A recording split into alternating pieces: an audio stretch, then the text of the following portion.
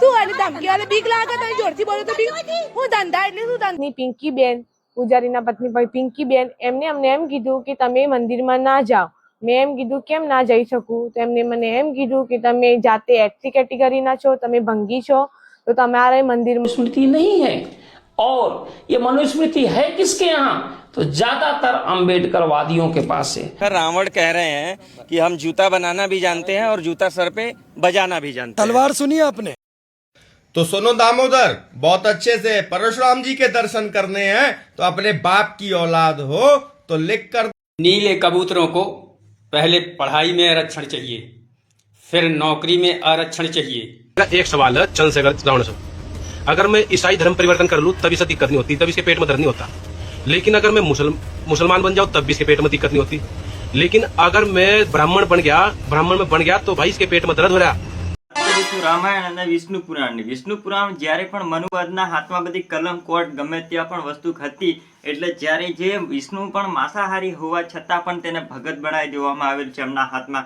એટલે શું કે શ્લોક બદલી નાખવામાં આવ્યા, પંતા બદલી નાખવામાં આવ્યા, જ્યારે જેના હાથમાં સત્તા હોય તે ગમે તે બદલી શકે એવું હતું. જ્યારે હમણાં ભાજપ સરકાર ચાલે તો બંધારણમાં કોઈ પણ ચેન્જ કરી શકે એ પ્રમાણનું કરીને છે. તો તે ગાય બકરા ઘેટા ગમે તે બધું જે ચાલતો હતો રીતિ રિવાજ ક્ષત્રિય ધર્મ અનુસાર તે ધર્મ બધો બદલ નાખી અને છતાં ભગત બનાવી નાખ્યા. શું કે વિવાદ કરવા માટે, શું કે જે નીચી કાસ્ટ બતાવવા માટે, જે પણ માંસ મટન ખાય છે, જે પણ ગૌ માંસ ખાય છે, એ બધી વાતોને નીચું બતાવવા માટે એ લોકોએ છતાં ભગવાનને પણ ભગત બતાવી દીધો. પણ ભગવાન કોઈ દિવસ ભગત છે નહીં. અને ભગવાનના વંશજો જે છે, ભગવાનના રિયલ વંશજો, એ વંશજો જ્યારે પણ એ બધો ઇતિહાસ જાણી લે છે, જોઈ લે છે, ત્યારે છતાં હર કોઈ વ્યક્તિને ખતરો કરે.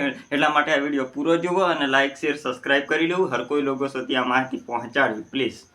હું આજે તમને જણાવવા માંગુ છું કે મનુવાદીઓની છતાં માયાજાળ અને છતાં માનસિક ગુલામી લોકોને છતાં ખોખલા કરવા માંડી અને આજે કાસ્ટો અને હિન્દુ ધર્મ પર પણ લાગુ પડવા માંડી છે.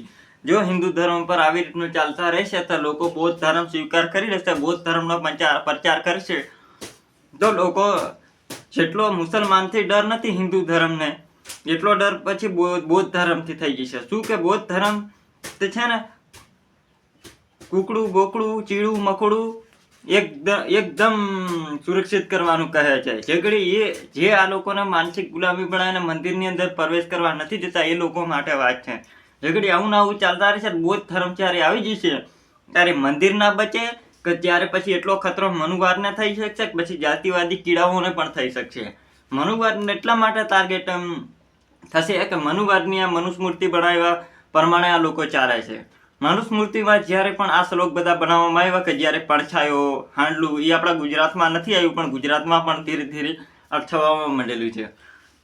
હું પણ વિપિન વિષ્ણુ નામ છે મારું સુધી, પણ ક્યારે તો પણ હું હરિજન ભંગી કોઈ પણ એસસી એસટી કેટેગરી ઓબીસી કેટેગરીના પણ આગળ લોકો બહુ પરેશાન કરે છે. એવું નથી કે ઓબીસીને પણ નથી ખતરો, ઓબીસીના લોકોને પણ બહુ ખતરો છે. એને પણ છતાં મંદિરની અંદર પ્રવેશ થવા નથી દેતા આગળ.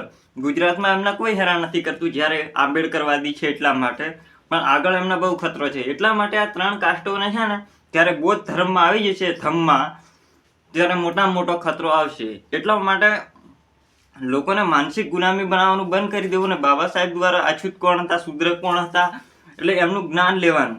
જ્યારે ઋગ્વેદમાં અમારો ઇતિહાસ એવો છે કે ઋગ્વેદમાં સ્પષ્ટ લખવામાં આવેલું છે કે ઋગ્વેદ મહાભારત એમાં સરગસ ચાલ્યું. મનુવાદ આર્ય બહારના આવેલા આર્યન અને જે મૂળ ક્ષત્રિય, જ્યારે બહારના આર્યન આવ્યા ત્યારે એકલા હાથે એક રાજાએ ખાલી અમારા બાપ દાદા એક રાજાએ ખાલી 10 લોકોના હેવી રાજાઓના સંઘર્ષ કર્યા અને જીત મેળવી અને ભારત સ્થાપિત કર્યું. ભારત વંશમાંથી અમે આવતા લોકો ભારત નામથી ભારત સ્થાપિત કર્યું. એના પછી અમારા લોકોને માનસિક ગુલામી બનાવી દેવામાં આવ્યા. એટલે કેમ કે જ્યારે કોઈ રાજપૂત એટલે કે પહેલા રાજપૂતના વર્ણમાં હતા એટલે રાજપૂતનો દરજ્જો ખોઈ નાખ્યો, એટલા માટે કે રાજપૂત હોય તો ને બધું નીતિ નિયમ જાણતા રહે, એટલા માટે તેમને ભણતર ગણતર બધામાં છે તેમને વંચિત કરી નાખ્યા. પછી એમને વેટ કરાવી ગમે તે કરાવીને માનસિક ગુલામી કરીને એમનો દરજ્જો ભૂલી ગયા.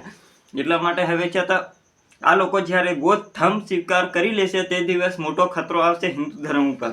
એવું નથી કે હું તો વિપિન વિષ્ણુ નામ છે મારું એટલે મારા ઉપર બી ખતરો આવી શકે એવું કંઈ નથી, પણ મને ખતરા ભાગી બીક નથી લાગતી. જ્યારે કોઈ રાક્ષસ રાજ કરતું હતું ત્યારે પણ હિન્દુ ધર્મ ખતરામાં નહોતો આવ્યો, ત્યારે પણ સંઘર્ષ કર્યો હતો, પણ બૌદ્ધ ધર્મનો સંહાર કરવામાં અમે પણ અસફળ છીએ. એટલા માટે કોઈ પણ છે તો કોઈ કાસ્ટને એટલી બધી હેરાન પણ નહીં કરવું જોઈએ કે તે ધર્મ આપણા ઉપર ખતરો આવી જાય. એટલે હર કોઈ વ્યક્તિને સમજવું જોઈએ કે ઊંચી કાસ્ટના લોકોને સમજવું જોઈએ કે અમારે આ વર્તન કરવાનું બંધ કરી દેવું જોઈએ, અને જૂની માનસિકતા ધરાવતા લોકો અને છતાં સંઘર્ષ કરવો જોઈએ, એમનો અધિકાર ભાળવો જોઈએ. જ્યારે એમનું જે જૂની જમાનાની પેઢીઓ છે, જ્યારે પુસ્તકો અને ઇતિહાસો વાંચીને જ્યારે લોકો જે SC ST કેટેગરીના લોકો છે ત્યારે બદલાય છે ને, જ્યારે સામનો કરવાનો મુશ્કેલ થઈ જશે. હું તમારા બચાવ માટે કેટલા લગી લડી શકું, જ્યારે કે જીવ રહેશે ત્યાં વેર. અમારું તો ખાનદાની ખૂન છે, હરિવિષ્ણુના વંશજ છે, એટલે અમારે તો લડવાની ઇજાજત છે અને લડવા ગમે તેની ટકરાવાની ઇજાજત છે.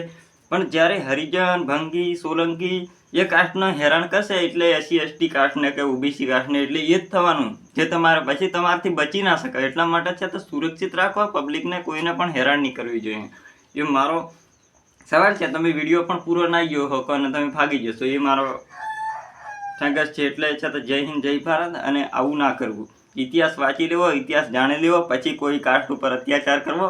એ કાસ્ટ કોઈ નોર્મલ કાસ્ટ ગણવાથી, નીચી કાસ્ટ ગણવાથી નીચી નથી થઈ જવાની. એ કાસ્ટ બહુ ઊંચામાં ઊંચી કાસ્ટ છે, કઈ નીચી કાસ્ટ નથી. એ ક્ષત્રિય વર્ણનો દરજ્જો હતો પણ એ દરજ્જો ખોવાઈ ગયેલો છે, એટલા માટે એ લોકો હાર માને છે.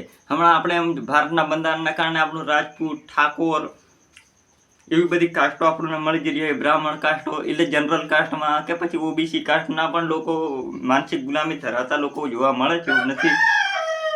પણ એવું ન કરવું કે એ લોકો એમનો ઇતિહાસ વાંચી લેશે ને જ્યારે પણ એ મનમાં ઘૂસેડી લેશે ને વિરોધ કરવા લાગશે, ત્યારે હર કોઈ વ્યક્તિને બહાર ફરવાની પણ મુસીબત થશે. જ્યારે તમે જોશો ને ત્યારે હવે છે ને મજબૂત, ધીરે ધીરે એ લોકો મજબૂત થવા લાગ્યા છે અને ભણવા લાગ્યા છે. એટલે એમને તમે એવી માનસિક ગુલામી અને ભારે જો તમે એવું કરશો તો તમે આપણા બધાને ખતરો આવી શકે. મારે ખતરો નથી આવવાનો, પણ તમારે ખતરો આવી શકશે.